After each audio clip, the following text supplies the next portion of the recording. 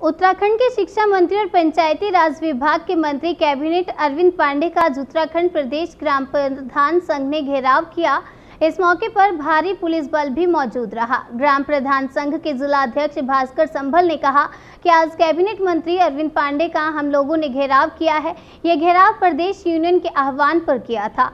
Cabinet मंत्री अरविंद पांडे पंचायती राज मंत्री भी हैं और ग्राम प्रधानों की समस्याओं पर हल नहीं दे रहे हैं। हमने यहाँ 42 बार ज्ञापन कैबिनेट मंत्री को सौंपा है और यह अंतिम बार भी है। अगर कैबिनेट मंत्री हमारी विभिन्न मांगों पर हमारी समस्याओं का हल नहीं करते हैं तो हम लोग उग्र आंदोलन को बाध्य होंगे, जिसकी जिम्मेदारी शासन प्रशासन की होगी। जिलाध्यक्ष प्रधान संघ उत्तम सिंह नगर भास्कर संभल ने कहा कि हमारा 12 मुख्य मांगे हैं, जिसमें हमारी सबसे बड़ी मांग बीच में की गई कटौती को समाप्त करना है। हमारी मुख्य मांग ये है कि वित्त में जो भी कटौती की गई वह समाप्त की जाए। वित्त में कटौती के कारण ग्राम प्रधानों को विकास कार्य में परेशानियां हो रही हैं, जिससे जनता सीधे प्रभावित हो रही है और हम लोग सीएससी सेंटर को प्रतिमाह 2500 भी देने को तैयार नहीं है, क्योंकि इससे ग्राम प्रधानों के खाते से निकाला जा रहा है, जो कि पूरी तरह से गलत है। इस तरह की हमारी अन्य मांगे जिस पर कैबिनेट मंत्री को आज हमने ज्ञापन सौंपा है। वहीं हल्द्वानी ब्लॉक ग्राम प्रधान के अध्यक्ष रुक्मणी नेगी ने कहा कि कैबिनेट मंत्री जो आज हमने ज्ञापन सौंपा है और यहां पर आकर पता चला कि यहां पर प्रशासन ने पूरी फोर्स उतार रखी है। हमारा प्रदर्शन शांतिपूर्ण था और हमेशा उद्देश्य कैबिनेट मंत्री को ज्ञापन सौंपना था, लेकिन प्रशासन की कार्यवाही जो है वह अपनी जगह, हमारी मांगे अपनी जगह, हम लोग अपनी मांगों के प्रति गलत हैं। कैबिनेट मंत्री ने इस पर बोलते हुए कहा कि हम लोग सबसे छोटी लोकतंत्र की इकाई को मजबूत करने के लिए लगातार प्रयास कर रहे हैं। ग्राम प्रधान संघ ने एक ज्ञापन सौंपा है, जिस पर हम लोगों ने पंचायती राज सचिव को मीटिंग बुलाने के लिए कहा है, जिससे कि इन ग्राम प्रधानों की समस्याओं को दूर किया जा सके। देखिए, मैं असल में 2008 से ग्राम प्रधान हूँ और जो इस वक्त हम लोगों का हनन हो रहा है, जितने भी प्रधान हैं उनके सारे अधिकारों के हनन हो रहे हैं। हम लोग इतने बेबस हो गए हैं वित्तीय योजना में और भी जो भी योजनाएं हैं सब में हम लोग लाचार सा महसूस कर रहे हैं। इस वक्त कोविड के टाइम पे प्रधानों के साथ इतना अन्याय हो रहा है। सीएससी का मामला है जो हमारे अध्यक्ष जी ने आपको बताया होगा, मानदेय है, पंचायत एक्ट है और पंचायतों में काफ़ी ऐसी अनियमितताएं हैं जो विभाग हमारे साथ सरकार हमारे साथ कर रही है। तो उसमें हम लोग यही कहना चाहेंगे कि वित्तीय कटौती जो आप लोगों ने 30% हमारी 15वें वित्त में करी है, तो उसके लिए हम प्रधान संगठन एक साथ हो करके इस वित्त के लिए लड़ेंगे और ये वित्त हमारा बहुत ही ज़रूरी है हम लोगों के लिए, क्योंकि सबसे छोटी इकाई हम लोग पंचायत के हैं और हमारे स्तर से पंचायतों में काम होता है और विकास कार्य वहीं से ज़्यादा लोगों तक पहुँचते हैं।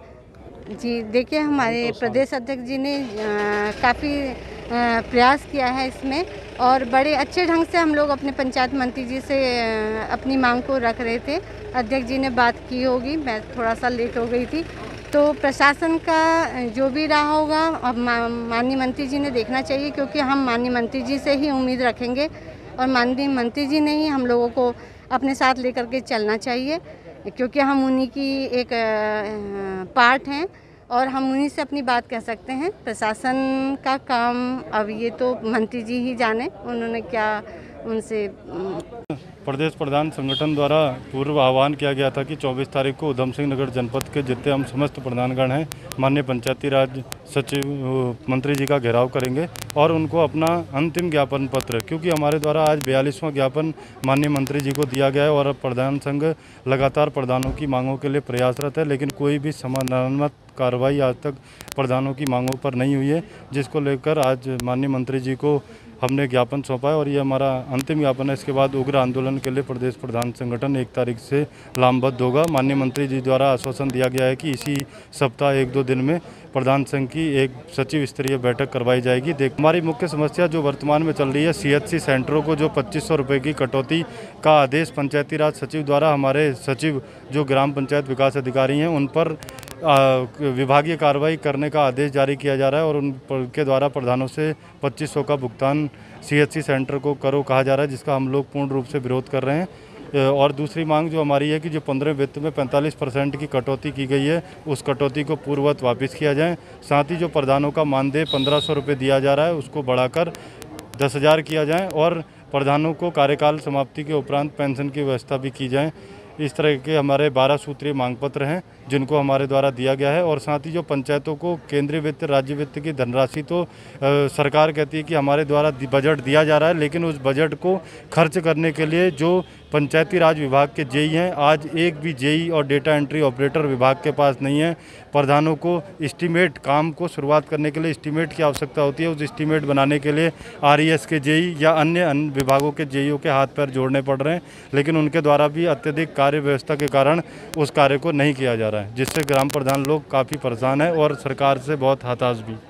सबसे पहले जो हमारी छोटी सरकार के चुने हुए जनप्रतिनिधि हैं, इनका शिष्टमंडल आज मुझसे मिलने आया। मैं सबसे पहले इन सभी प्रधान बंधुओं का और बहनों का मैं स्वागत करता हूं। अपने मेरे घर पे आए हैं ये, मैं इनका अभिनंदन करता हूं, क्योंकि गांव में हिंदुस्तान बसता है और जब गांव की कोई भी समस्या आती है तो सबसे पहले गांव के सभापति के पास आती है। तो जो सभापति बंधुओं ने, बहनों ने जो अपना अनुभव किया, जनप्रतिनिधि बनने के बाद जो अनुभव इनके सामने आया, उस अनुभवों को ज्ञापन के माध्यम से मुझको सौंप रहा है।